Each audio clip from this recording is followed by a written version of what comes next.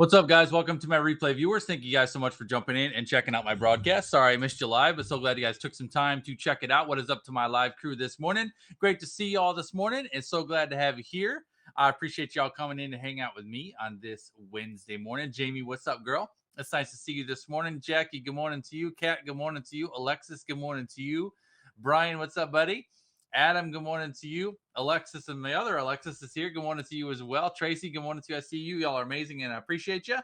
We're gonna talk. I have a 1-2 punch for you today, guys. We're gonna do kind of a brief little two-part series about attracting high-paying clients. So today, what I want to talk about is I want to talk about how to get high-paying clients when your business is brand new.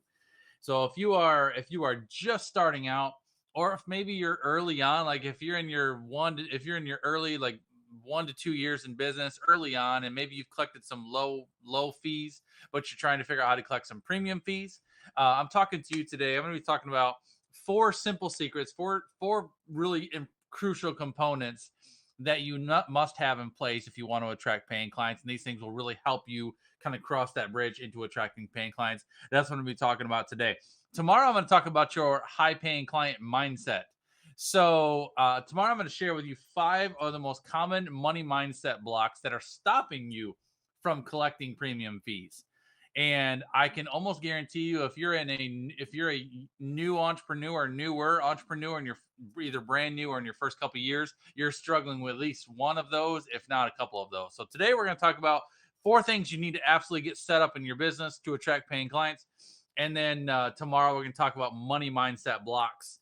5 are the most common money mindset blocks that might be stopping you from collecting premium fees. So that's today and tomorrow. Excited to hang out with you today and tomorrow. Cheers and good morning to y'all. I appreciate you. Grab your pen, grab your paper, grab your favorite morning beverage, and I'll be right back with you. Hang tight.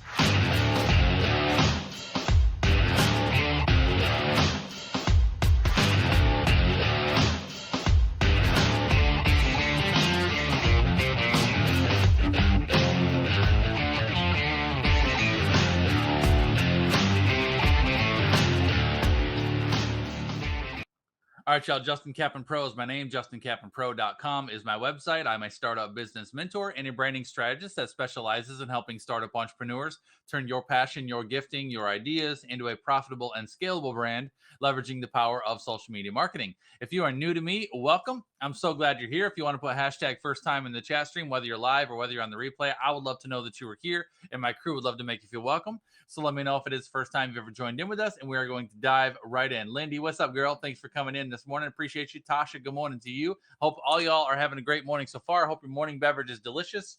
Cheers and good morning to you. And we're going to get right to it. So today, again, we're talking about how to get high-paying clients when your business is new. So if you're just starting out, brand new, or even if you're in your maybe 1 or even 2 years of being in business, but the only thing you've been able to really collect so far in your business are the low fees, the more incremental, smaller stuff, and you want to get yourself to premium clients, premium fees, we're going to talk about how to accomplish that this morning.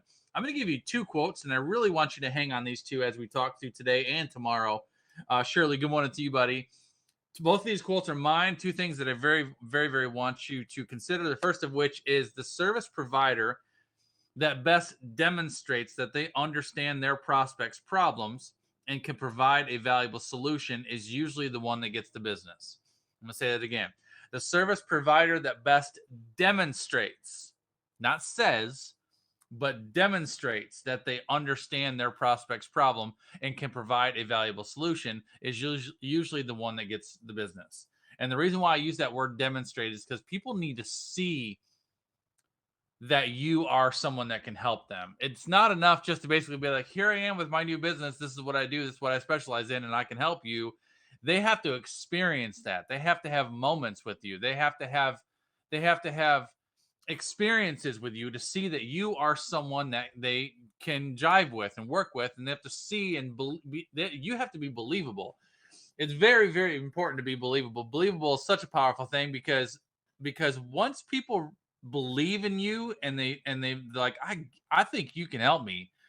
I believe that you are the best at what you do. I believe you're the best for me, and I believe you are absolutely capable of solving my problem or helping me or whatever.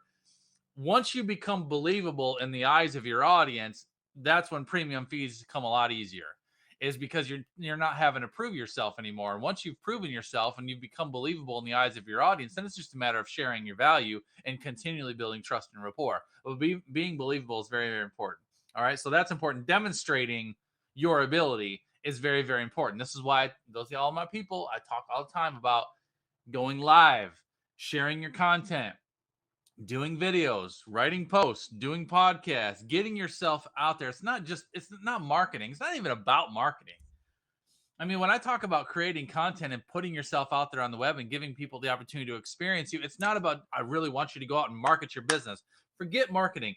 I want people to experience you. I want people to have the opportunity to see your gift, to be able to experience your ability, to give you the opportunity to invest in them. Because trust me, y'all, you're going to have to invest in your audience long before they're going to invest in you. And if you're not doing anything, listen to me, if you're not doing anything currently to invest in your audience, you can't expect them to invest in you.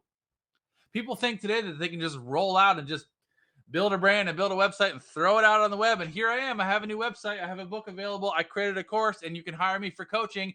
I'm now available. Feel free to run into my website and hire me and throw all kinds of money at me. And then they open up and then nothing happens. And then they message me and they're like, Justin, I don't get it. I'm not getting any clients. I'm like, well, what are you doing for your audience? What do you mean? What are you doing for your audience? How are you showing up for your people? What are you sharing? What are you teaching? What are you giving? What are you doing for your people? You've got to sow seeds before you can reap a harvest. You've got to invest in your audience before you can expect to invest in you. Very important. That's the first piece. The second piece, the second quote I want to give you is that whenever a particular person crosses a bridge in their mind where they're ready to make an investment, where they're like, all right, I've got to this place in my life. I know I have this problem. I am ready to make an investment. I've got money set aside and I'm ready to hire. I'm ready to do this thing. Once they cross that bridge in their mind where they're ready to make an investment, people will almost always go back to a trusted source who was helpful to them in the past. Like always. Like, don't you? I mean, if you've got money to invest and you're ready to invest in someone, you will almost always go back to someone who was helpful to you in the past. And the only way that one really doesn't count is if usually a trusted friend or family member or someone that you love and respect their opinion refers someone to you. That's the only caveat to that point. Because like, I think my girl Angela Bishop, who's in here, Angela Bishop is a recent client of me. Angela hasn't known me very long, but Angela was referred to me by a very loyal client of mine and a very close friend of hers. So Angela didn't have to have a variety of experiences with me before hiring me, because she was referred to me by a trusted friend or trusted source. But if you're not being referred, if you're looking for someone to hire for help, you will go back to someone that you've already established trust and rapport with, and someone who's been helpful to you in the past. You have to put yourself in that position and be that source. Okay. So I set all that up because I'm going to tell you this. if you haven't got that part right, okay, if you're not doing anything for the people that you serve, if you're not putting yourself out there, giving your audience the opportunity to experience you, if you're not making investments in people, sowing into people, helping people, if you're not engaging with your audience right now, then none of what I'm going to tell you today is going to matter. That's the starting point. That's kind of the got to have this done before you do this part. Okay, so we're going to assume now that every one of us understands who our audience is, and that we are sowing into our audience, and we're creating content, and we're doing things to engage and to help and to be a source to the people that need us. Then we're going to go to these 4 things. Okay. Cheers and good morning to you. Number 1,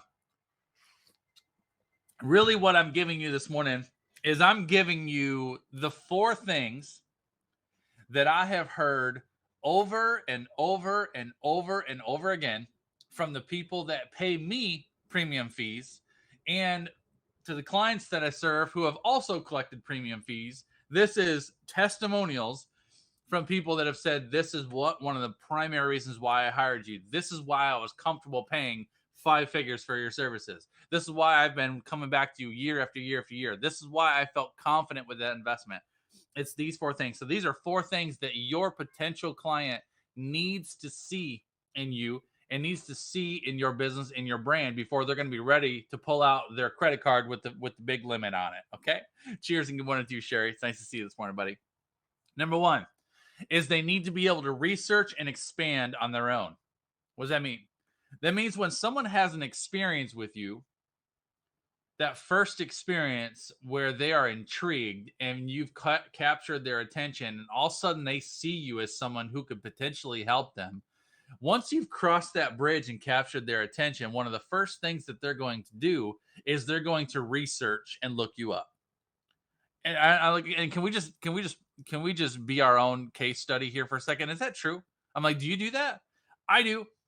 Like if I have an experience with someone, let's say I see someone's live video for the first time, or because this happens to me all the time. I got friends and clients and family members will send me videos. You've got to check this person out. They got an awesome new blank that you should check it out. Or this is someone who's doing awesome work in this sector. You should check this out. People are sending me videos all the time. So I'll get a video. And if I sit and I watch this video, I have no idea who this person is. I've never had an experience with them before. And I watch the video. If that video grabs me, and it intrigues me and it captures my attention, I'm like, dang, this is good. I dig this. Before I, because almost always, usually these videos that I watch will have a call to action at the end. Opt in, sign up for my free webinar, get my free book, blah blah blah. Before I click on anything, I'll open up my laptop or a new window or something, and I'm gonna research that person. I'm Googling them. I want to see what's up on Google. I want to go to their website. I want to poke around their website. I want to look and see what's going on their website. I'm going to go to their personal Facebook page, their business Facebook page. I'm going to completely look at that person because I'm not going to invest 1 cent of my money in someone that I do not believe is a trustworthy, reputable man or woman of integrity that I believe is the best in their craft. And so I am going to research and expand on my own, right?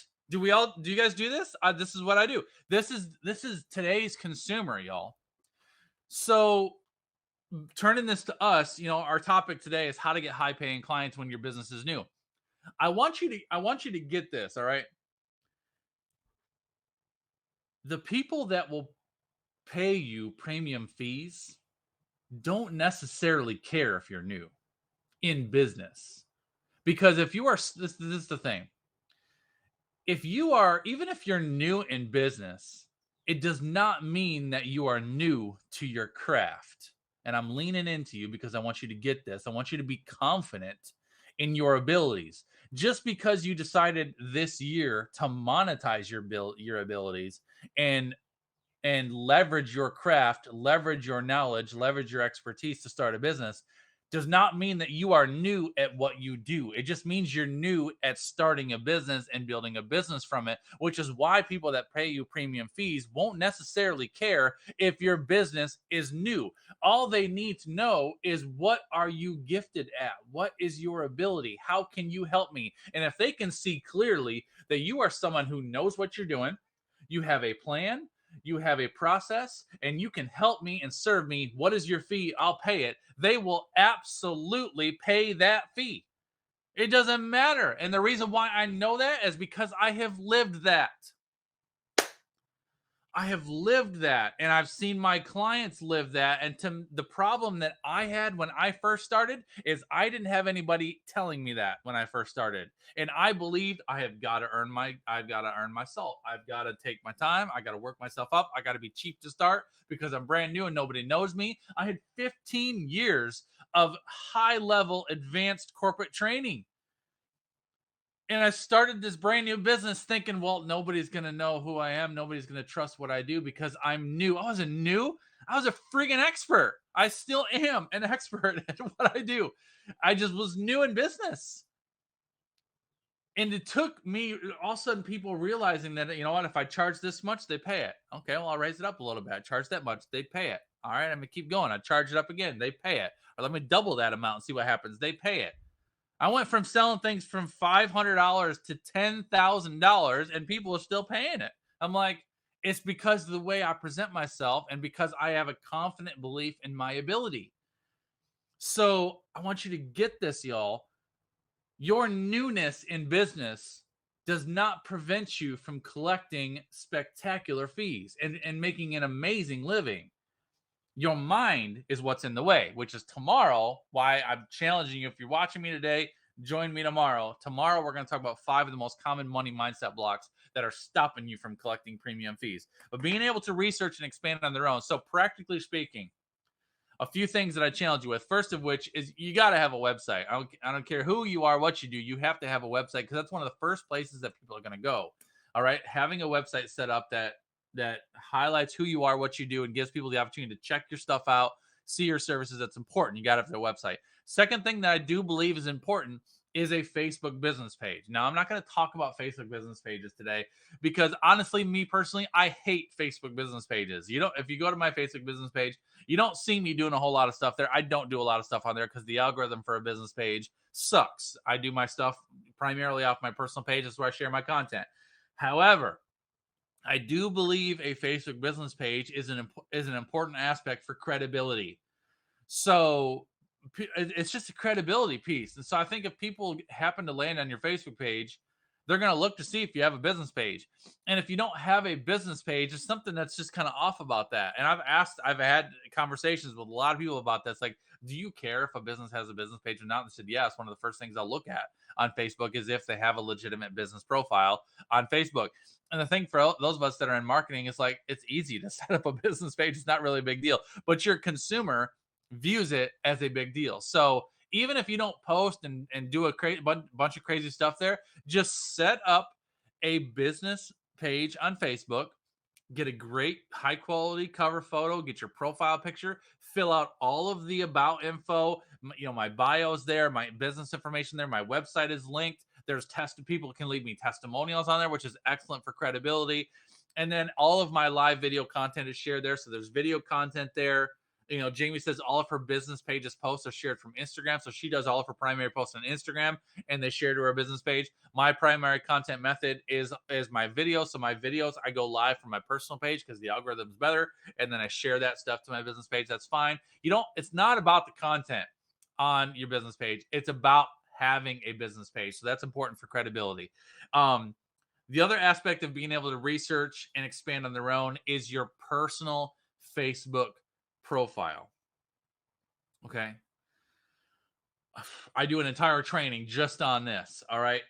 But this is what's important. And if you're curious about this one, I haven't done it in a long time. Maybe I'll do that Friday. You want me to do that Friday? Maybe I'll do that Friday. Friday, I'll give you do's and don'ts for your Facebook profile when you're operating a business. Is that good? Do you put yes in the chat room if you want me to cover that? I teach that every several months. I haven't done it at all this year, I don't think. Yeah, I haven't done that easily since last year. So maybe I'll do that one. So I'm going to do Facebook on Friday because it's just such good information. Got to do it. It's just and even if you've heard me teach that before, it's a great reminder. We'll do that one on Friday. All right. So the main thing I want to tell you with your your personal Facebook profile is people will go there. Especially people that are considering paying you a premium fee. They're going to take a minute and they're going to check out your Facebook profile because they're trying to see what kind of person you are. Your Facebook profile, in my opinion, is probably just as important as your website because it's like your resume. It's like if your personal Facebook profile in the 21st century is like a digital resume. It's like because that's where people get to know you.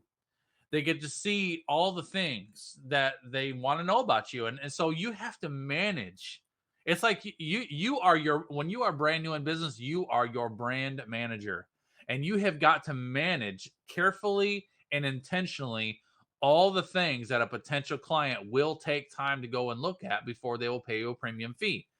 So what does that mean? Justin, give me an example. I'll give you an example. Your website's spectacular. Your branding is done. You've got great SEO on Google. Someone goes to Google you and it hits all of your profiles. Everything's under control. They go to your bit. You got a Facebook business page. It's there. Your content's out there and it's great. But then they go to your personal profile and the only thing that they see is your political rants talking about all the government stuff that's going on, all the things that you hate about this side or that side or somewhere in between.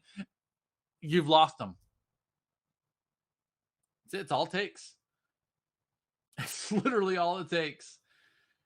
You can have 99% of all the stuff right, but it only takes one experience for a potential client to be turned off and realize that you don't have similar beliefs or you don't have similar values and you've lost them. This is why I tell you you've got to manage your profiles and everything else tightly, because I mean, and I've had very, very healthy back and forth with clients of mine about this topic. Justin, it's my personal profile. I just have such a strong belief about this thing that's going on in the world, or I have such a strong belief about this thing that's going on with what's going on in Washington, or what's going on with COVID, or what's going on with the government or the world or whatever. I get that. Listen, you are allowed. Listen to me. You are allowed to have your opinions. You have your opinions. I have my opinions. I have my feelings. I have my values. There's things that just really frustrate the heck out of me, and I would love to share those. You are allowed to have your opinions. However, you cannot afford to broadcast your opinions if you are trying to build a business online.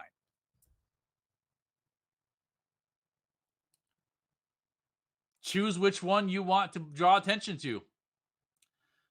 If you are so passionate about that thing and it is like in your heart of hearts that you have got to get that out, okay, then you are making that more important than building your business. Because basically a good rule of thumb is do not post anything on your personal page that will cause division. Don't post anything that's going to cause division. If there is a left side and a right side to whatever you're posting on, don't post it. Because if you ever post anything that divides and there has to be a side, you've automatically alienated 50% of the people that could possibly and would possibly pay you. Believe me, y'all, I got some strong feelings about some topics in the world, but you will never see me. You will never ever see me or hear me talk or post about any of them on my socials, because my business is more important than making my opinion known. My business is more important to me. This is my livelihood. And my people are more important to me. So I will keep my opinions to myself. I'll keep my conversations in a healthy setting. All right. Very important.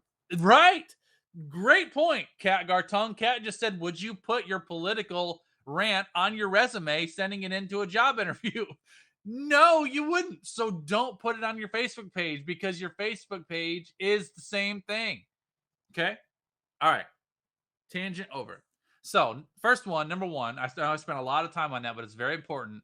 When someone is getting ready to hire you or is considering paying your premium fee, they will research and expand on their own. They're going to check out your Facebook profile. They're going to see if you have a business page. They're going to go to Google and they're going to Google you. They're going to go to your website. They're going to check your website. Or they're going to do all of those things. And they need to see what you want them to see there. And a quick FYI, there's so much I want to tell you this morning. A quick practical note for speaking on this point as well is with Google. If you're like, Justin, man, I go to Google and the search results are all over the place. Like, they're all over the place. I don't have real good SEO with my Google. One very quick way that you can really start to take over your Google search results is by creating, basically optimizing all of your social networks congruently. What does that mean? All right. So for example, my business is Justin Kaplan Pro. All right. If people are going to hear me, they're going to experience my videos, it's going to be Justin Kaplan Pro. They're going to hear about Justin Kaplan Pro. So if someone's going to go to Google and they're going to Google me, they're going to Google Justin Kaplan Pro. So everything that I have is congruent. My Website is justincappenpro.com. My Facebook is Justin Cappen. My Facebook business page is Justin Cappen Pro. The little at symbol matters. You know, the little at symbol, the handle on all of your social networks, including on a Facebook business page. On your Facebook business page, when you set up your Facebook business page, you have a name and then you have a handle. Just FYI, that handle, which is, you have a handle on Instagram, you have a handle on TikTok, you have a handle on Pinterest. All of those handles become the URL, meaning, which is the web address. Okay. So like on my Facebook business page, if I go and create a new Facebook business page today, the name would be Justin Cappen Pro. And then the handle that I would choose would be Justin Cappen Pro. So what happens is, as soon as I establish that handle, the URL for my Facebook page becomes www.facebook.com/Justin Cappen Pro. Same with Instagram. My handle is at Justin Cappen Pro. So the URL to my Instagram is instagram.com/Justin Cappen Pro. Twitter.com/Justin Cappen Pro. My handle is the same everywhere. I'm not Justin Cappen Pro on Facebook and Justin_-pro on Instagram, and Twitter at JC Pro on Twitter, and Justin Cappen _pro exclamation on LinkedIn. It's the same everywhere. That matters. Congruency matters.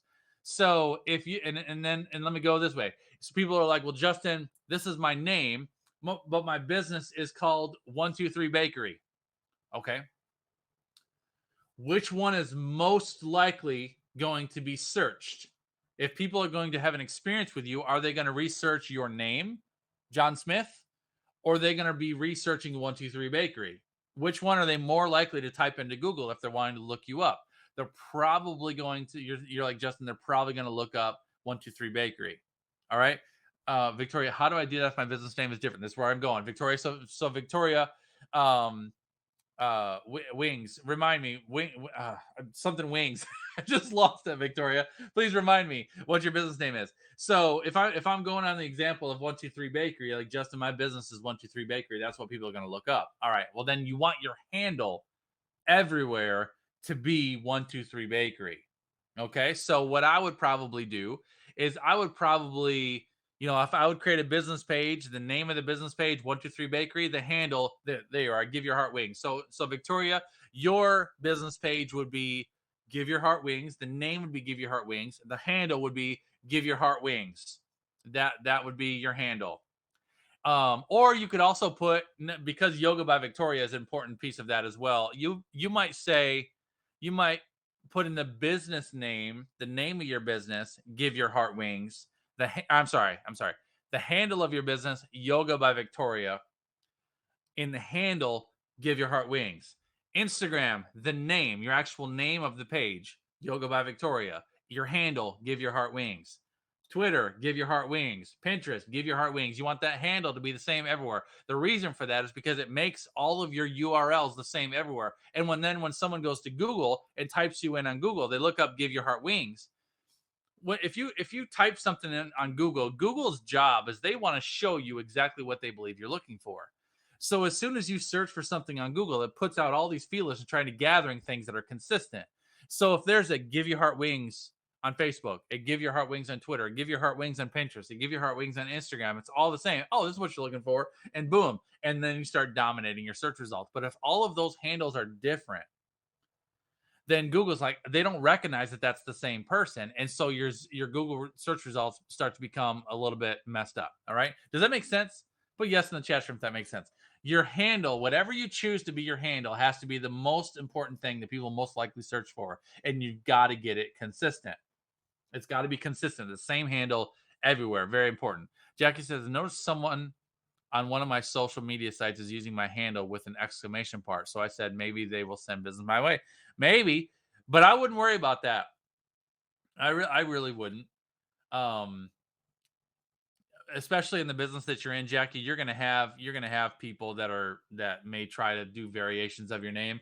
It's gonna happen, but you've got the one that matters. You've got your business name, your handle's the same. Jamaica So Nice everywhere. That's important. All right, let's keep going. So that first one was be able to research and expand on their own is a very, very important point. We're talking today about how to get high paying clients when your business is new.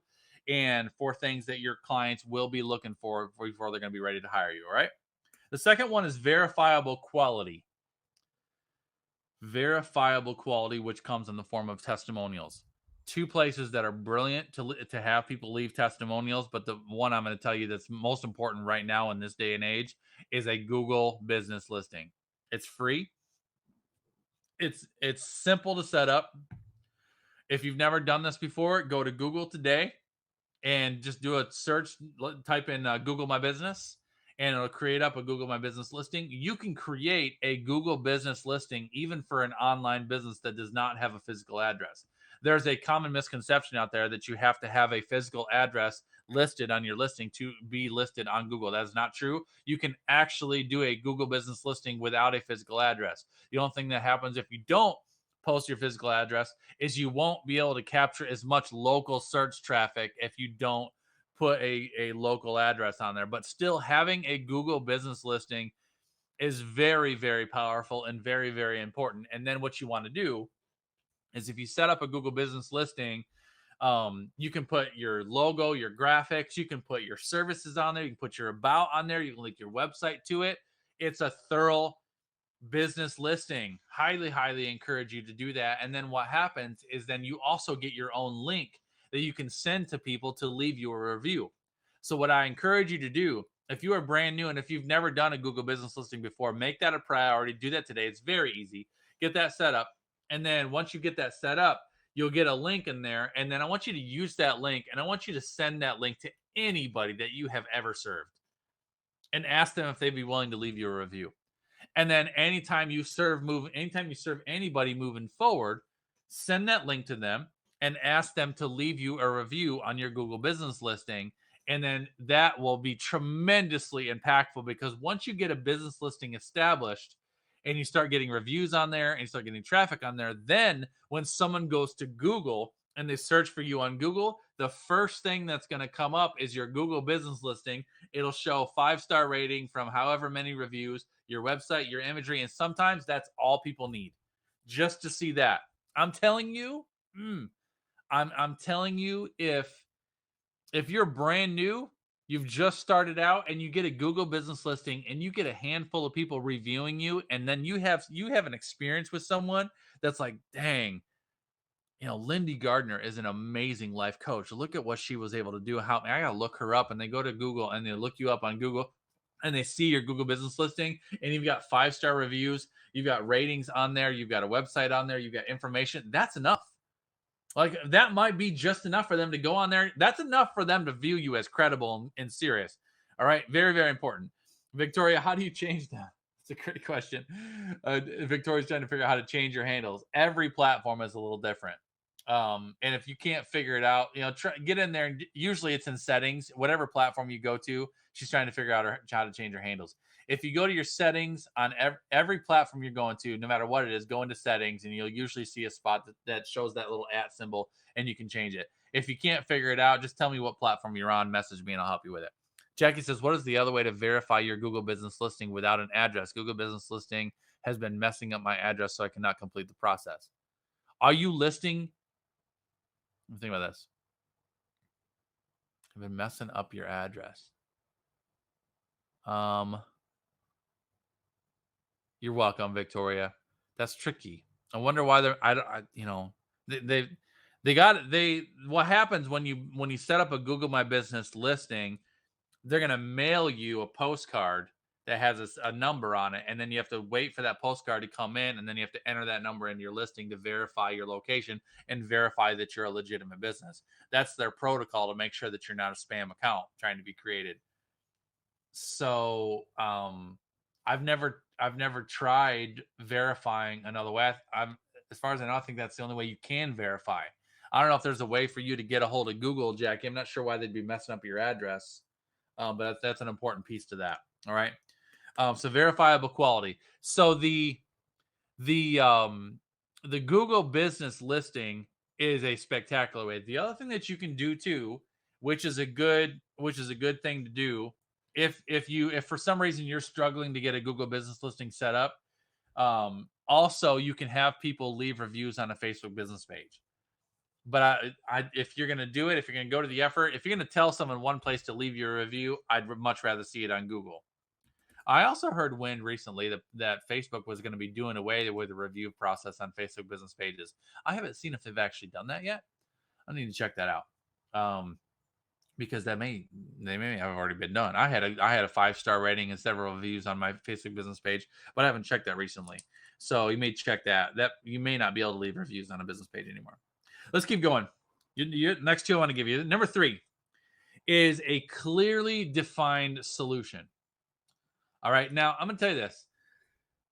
Today's consumer, the way people are interacting right now with brands and websites and businesses and coaches, more than ever, it's got to be simple and it's got to be clear.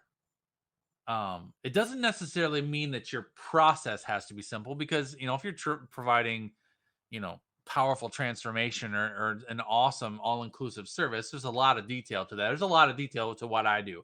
However, the way I market my programs has got to be clear, crystal clear. It's one of the reasons why I am building a brand new website currently for myself, is because I've had my other website for 3 years and it's an awesome website. I've always loved it. I think it's a great website. It's just a lot of information on there. And what happens, the way I built that website is I segregated my services between branding and coaching. So if you click on branding, you come to a page and it's like, what stage are you in? Beginning, intermediate, advanced. You click on those, and then you got options for services. And it's cool. It's got a cool flow to it. But I think it's just too much information. It's just too much information. What I was trying to do in the process of designing that was recognizing that there's a variety of people that have the ability to work with me, but they're all at different stages and they all have different needs. So I was trying to make all these options available for all the different stages, and that's just too complicated. It's just too much information. So I am simplifying my process into a very clear, defined solution that's very, very easy to opt in. And you can decide on what stage you're in, and that's it. If I'm beginning, this is what I do. If I'm mid, this is what I do. If I want to move fast, this is what I do. And that's it, and it's easy. You've got to be able to communicate clearly what you do, how you do it, simply, so that people can basically see that you are the person for them. They need to get a vision. So however you do this, whether you communicate this through your content, whether you communicate this on your website, whether you communicate this through however you do that, but they basically, your audience, before someone is going to pay you a premium fee, they need to see a clearly defined solution that they are confident you can deliver for them. It's about giving them clarity and confidence. They need to be clear on exactly what you do and confident that you're the person that can do it for them. That's really the simplest way I can put it. So however you want to accomplish that can be a landing page on your website. That can be communicated through content. That could even be through a one-on-one interaction. You got someone that's thinking about hiring, and you take them out for coffee and you go have a chat about what you do and how you do it.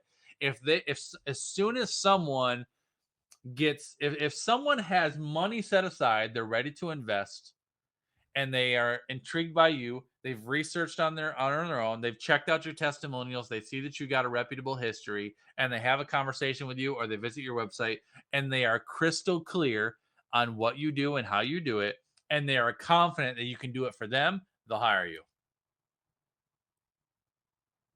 That's it. Those two things, clarity and confidence. They need to be clear on what you do and confident that you can do it for them. Very important. The fourth one I'm going to give you is a simple first step. A simple first step. I've been talking about this a lot lately, and I've been talking about it a lot lately because I think it's more important than ever. And I got a lot of my clients working on new freemiums and creating things that are going to be the great start to the process. You've got to ask yourself, what is a simple first step that I can give someone to take? And I would challenge you to look at it in two ways. The first of which is, let's say I have someone that is ready to hire me. I've checked all these boxes. They have money set aside and they're ready to hire me. What is their simple first step that they can take? Do they fill out a brief questionnaire to register for a call, and we'll have a call together? Do they just message me and say, I want to get started, and I'll reach out to them? Do they sign up right on your website? What is it you want them to do?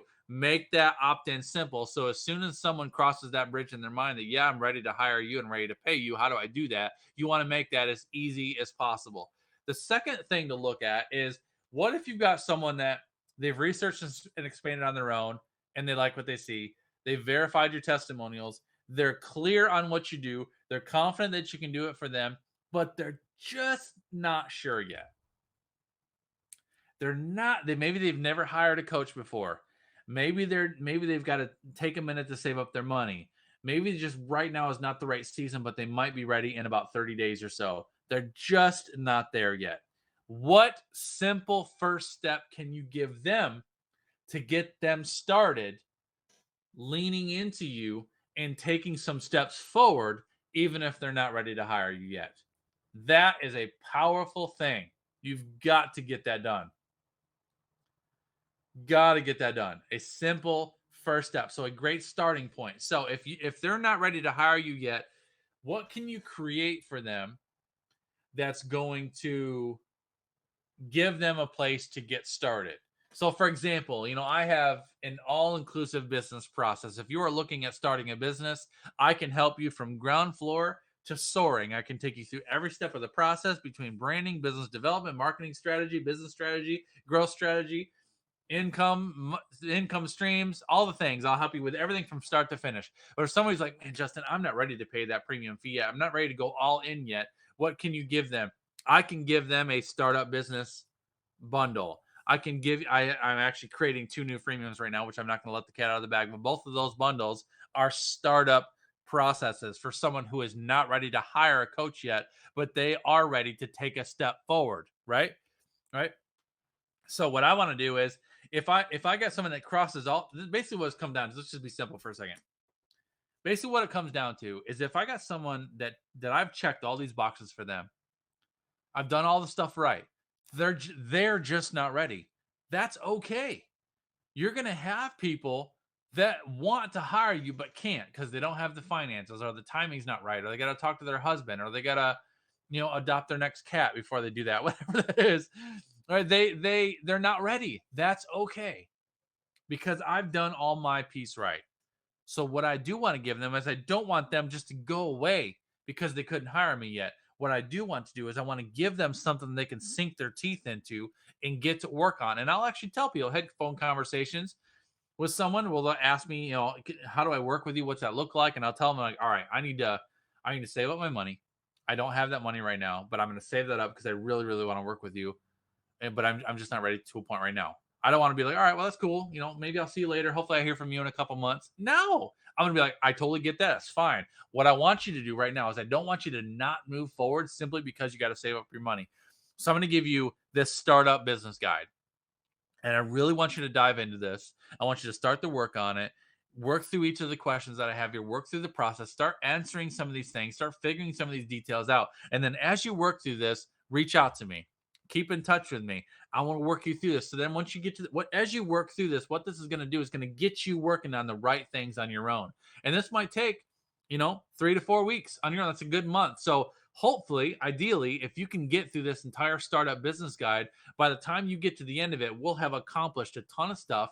You'll be at a good point, probably ready to invest in that point. And then once you're ready to invest in me, we'll have a jump start on the process, and we'll be ready to roll. We'll be moving in even faster. How's that sound to you?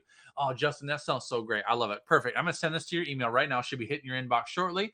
I want you to get started. And is it okay if I check in with you each week just to see how you're doing? Because I know how procrastination likes to creep in. And sometimes you can be like, oh, yeah, sure, I'll work on something, and you don't. So is it okay if I check in with you like every Friday just to see how you're doing on that thing and make sure you're progressing and answer any questions that you got? Definitely. I'm going to do that. I'm going to hold you to it. I'm going to be checking in with you every Friday. All right, Justin, thank you so much. And guess what? I follow up with them every Friday. How you doing? What's going on with that thing? Do you have questions? And they ask me questions, and I'm cultivating the relationship. They have not paid me a dime yet, but I know it's coming. Right?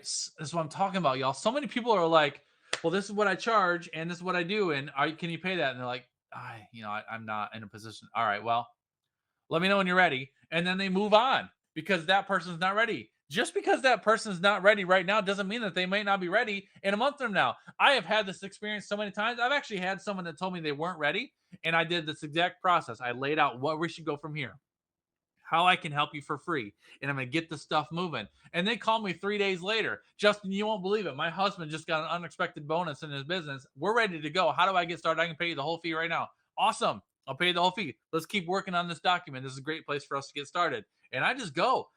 You never know when that stuff will happen. But if you drop them on their face just because they're not ready to hire you right now, you may have lost the potential investment down the road. All right. Very important. So, simple first step from two perspectives. First of all, is if someone is ready to hire you, make your investment process simple so that you can tell them exactly what to do, how to do it. Let's get this thing going. If they're not ready to invest, what can you have them work on right now to get them started working on their own and give you the opportunity to continue building that relationship and continuing following up with them? All right. So 4 things: how to get high-paying clients when your business is new.